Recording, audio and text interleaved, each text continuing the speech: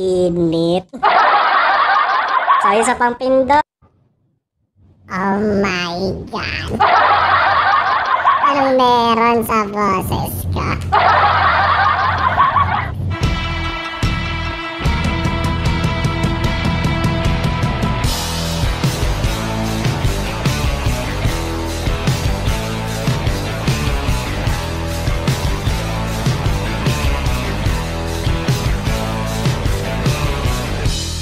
Hello guys, welcome back to my channel. At eto na nga, dumating ng ating pinakahihintay, ang kinagigiliwan ng mga vloggers at ng mga singers, ang ating V8, ano ba?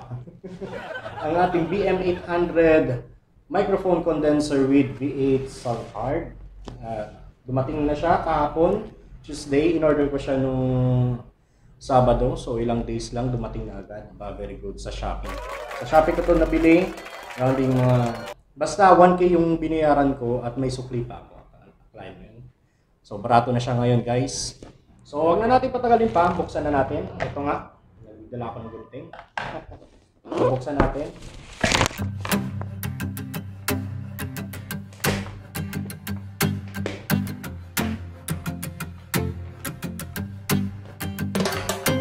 Ngayon nga pala sa Shopee, sa sunod na pa-order, baka naman dagdagan ng bubble wrap. Kasi masyadong manipis. Isang layer lang ata ng bubble wrap yung nilagay. So, check natin ang quality.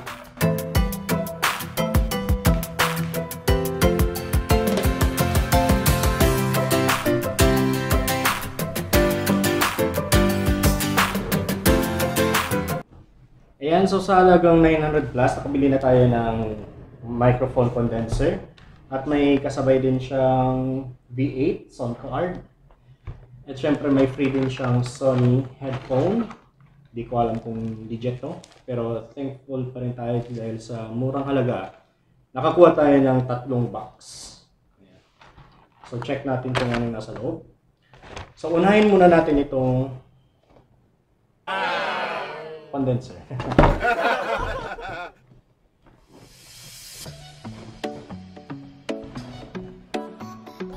Salamat sa Shopee ha, na makamura nitong product. So, taran! So, ayan. Makikita natin guys, itong pop shield. Ayan, ito yung kumukontra sa mga ingay, mga surround effect, surround noise. Pop shield. At, anong nasa loob nito? Ito yung guide guys. At syempre ito din yung ating BM800. Kabalot pa siya. So black color yung naibigay ni Shopee. Maganda sana yung gold pero di ako nakapagpili nun. Nabigay sa atin ay black. So okay na din. So ano pang laman ng box? Meron din siyang windshield foam para sa microphone. Ilalagay natin dito sa ating condenser. Microphone. At ito din po, ang ating cord na gagamitin pang connect doon sa sound card para ito sa microphone. And makikita nyo guys, itong 2 lines lang ang kanyang may kakabit natin sa sound card.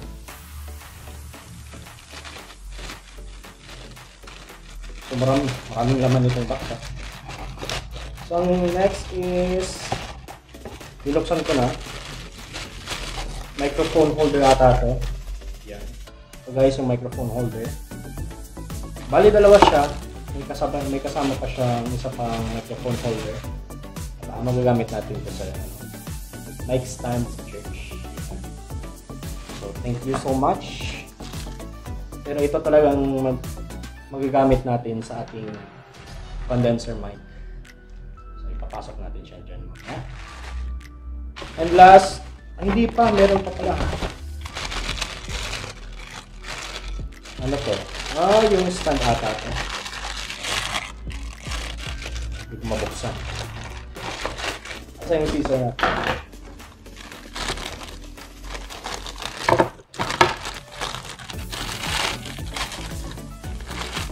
So So ito guys, yung stand ng ating... So ito na muna.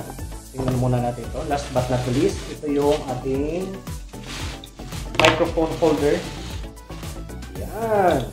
Set up natin siya guys mamaya. So saan ba itong spring na ito? If I'm not mistaken. So set up lang natin siya. So microphone holder. At syempre, or no, mali ako. Microphone stand pala ko. At ito din yung pang clam sa kung saan lang yung gusto mo ilagay ito ating microphone. So sunod guys ay ang ating V8 sound card. So ayan ang laman ng kanyang box. Ang ganda. So meron siyang dalawang port cable para sa ating smartphone ay record kung saan tayo mag-record ng video.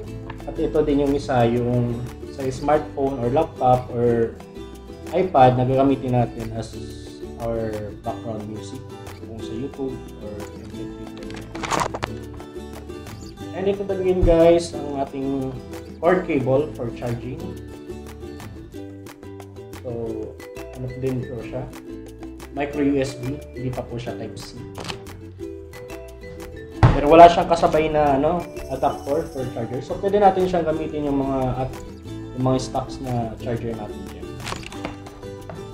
At syempre, ito na ang ating V8 sound card. So ito guys ang ating V8 sound card. Ayan naman. So makikita natin dito, ito yung microphone volume. Ayan. At ito naman yung ating echo volume. So, mas maganda ang boses kapag may echo, alam natin yan. Kasi kapag nagkakanta tayo walang echo, parang hindi tayo satisfied. No? So, mas nakakapaganda pa ito ng boses, itong echo natin. At syempre, dito naman sa may babang parte, ito naman yung mga equalizer guys. Dito natin titimplahin yung boses natin. Ito yung treble at saka bass. Treble, kung gusto natin manipis, madagdagan ng nipis ang ating boses. Ito naman yung bass. Kung gusto natin malagyan ng lagong, ano ba sabi na basta ito yung sa bass part. So if I were you guys, mas maganda na pareho natin i-full volume itong si treble at si bass para naman pantay, para naman mabigyan tayo ng balance, ng magandang tunog at saka ng lagong ng ating mga boses, no? Ito naman yung record. Diyan natin tatansya kung gaano kalakas gusto natin sa record. Music, ito naman yung mga sa background music natin ginamitan ng microphone ng cellphone, ng iPad or ng laptop. So dito natin siya at saka yung monitor. Ito naman guys ng mga red buttons, ito yung mga electronic sounds. Ito yung mapapabago ang ating mga boses. May electro, pitch bend, elimination, shockwave, MC at dodge. So para sa mga boses natin to. And last but not least, itong mga nandito, ito yun naman yung mga sound effects na pwede natin ilagay kapag nagre-record tayo. Ayan, kung gusto nyong kumakanta habang may bumabaril sa inyo, ito yung gun. And syempre naman kung mga funny or comedy ang inyong mga vlog, syempre andito naman yung mga laugh, clap, at saka yung cheer. Yeah. Yan ang kadalasan na ginagamit natin mga sound effect. Mamaya itatry natin to. So dito naman na party guys, dito naman natin ilalagay yung mga cord na binigay sa atin kanina. Dito natin ilagay yung sa condenser mic. Ayan, syempre. Wait, focus natin yan. Dito yung sa condenser mic. At saka yung headset na binigay sa atin yung Sony, dito natin ilagay. So ito, dito naman yung sa charging port. Ayan, dyan natin siya ilalagay. Accompanying instrument, sorry.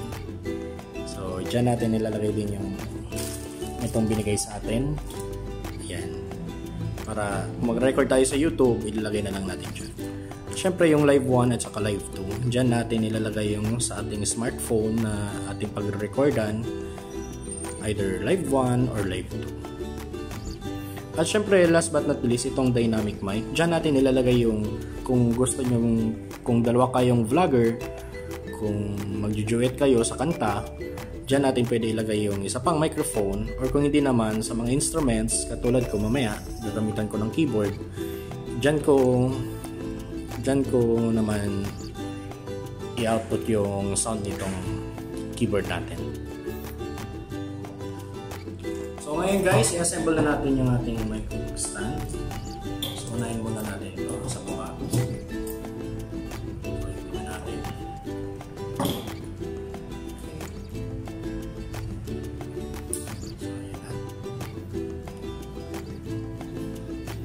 So adjust na lang natin ito.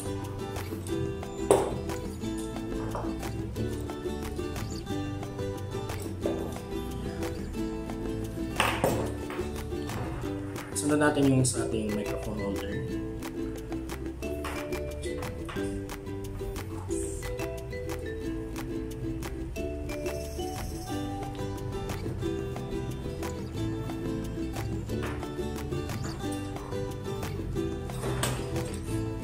So ngayon guys, hanapan natin to ng magandang pwesto. Adjustable naman siya guys. Dadaanin lang natin. Ayan. And guys, meron na tayong microphone. So, DJ na dating na. So, isunod natin itong ating pop shield laban sa mga noises. So, saan ba siya masulat? Taas or pagkaba na siguro na.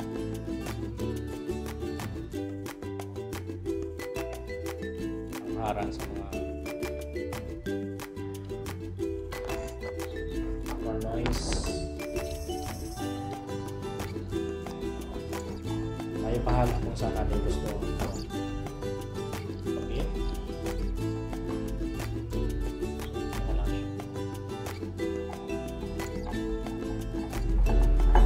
Saka natin ikan. Sorry, hindi nakikita guys.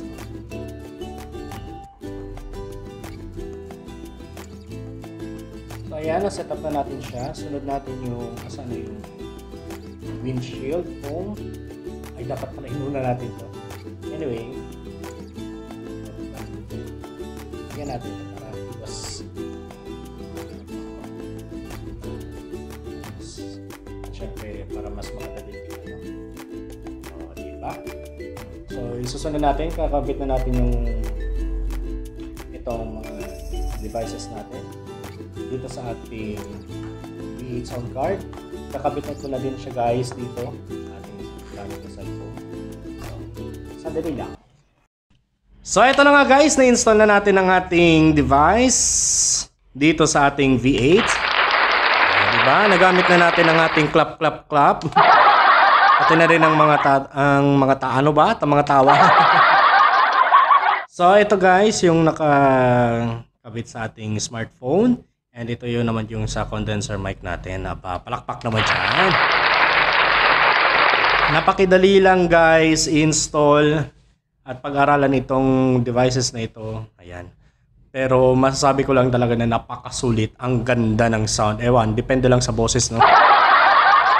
Maganda ba ang boses ko? Okay. So, ito nga guys, pinipindot-pindot ko na ngayong mga sound effect, mga claps. And then yung mga baril-baril. So, itry din natin yung mga electronic sound, yung mapapaiba ang boses natin. So, try muna natin sa electro. In nature. Electro. Oh. So, ano naman ang meron dito sa electro na may naibabago bang boses ko? Hello!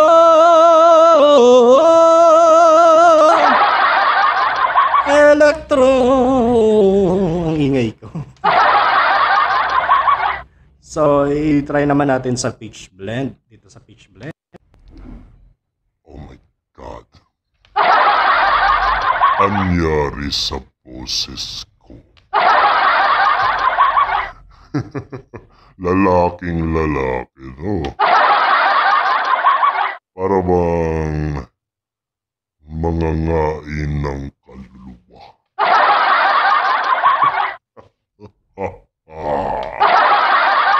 Ang ganda nito guys. Kakainin ko ang gabi mo. titipin natin. Ito, ano naman to? Parang nawala yung pagkamacho. Naging chipmunks to, ah. Araw gabi. Ang init. So, isa pang pindot. Oh my God. Anong meron sa boses ko? Ano pa? Wala na. So ayun guys. So ayun ang kinagandahan sa ating pitch bend. Ayan. Kasi napapabago-bago niya ang boses. Pwede siya maging monster at saka chipmunks. So ayan, meron pa dito guys pagpipilian ng mga iba-ibang sounds. So anong kinagandaan nitong BM800 condensed microphone? Unang-una kasi napapaganda niya or napipick up niya talaga yung pinaka-boses natin compared sa mga cellphone or sa mga earphones natin na may microphone na doon tayo nagre-record. Minsan mas na-record niya pa yung mga sa labas na mga noise, katulad ng tunog ng electric fan, tunog ng mga sasakyan, manok, lalo na. Pati na din yung mga tunog din ng mga tahol ng mga aso. So ano pa guys? Order na.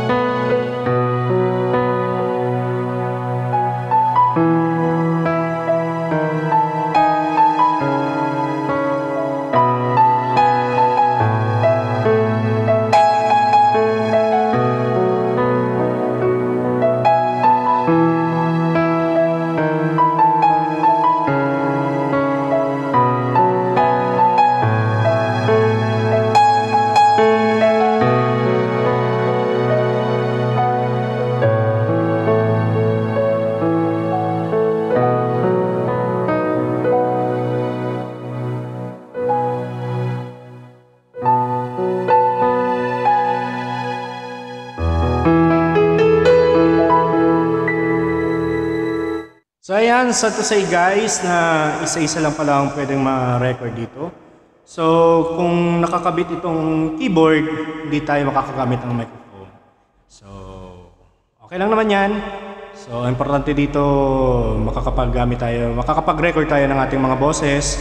So kung gusto nyo makapag-record ng kanta, mas mainam na yung cellphone or yung MP3 na ikakabit natin dito sa V8 sound. So, kung gusto natin na tayo pang mag-instrument, tayo pang mag-provide ng sound ng instrument, so i-record muna natin yung keyboard. Pagkatapos, pag na-record natin yung keyboard, saka natin i-record yung ating boses sa pagkanta. So, okay naman guys. Hindi naman siya masyadong hassle. Medyo nalungkot lang ako doon kasi hindi pa siya pwede pagsabayin. Kasi nga naman, hindi naman talaga pwede dapat ipagsabay, dapat isa-isa lang. So, ayan.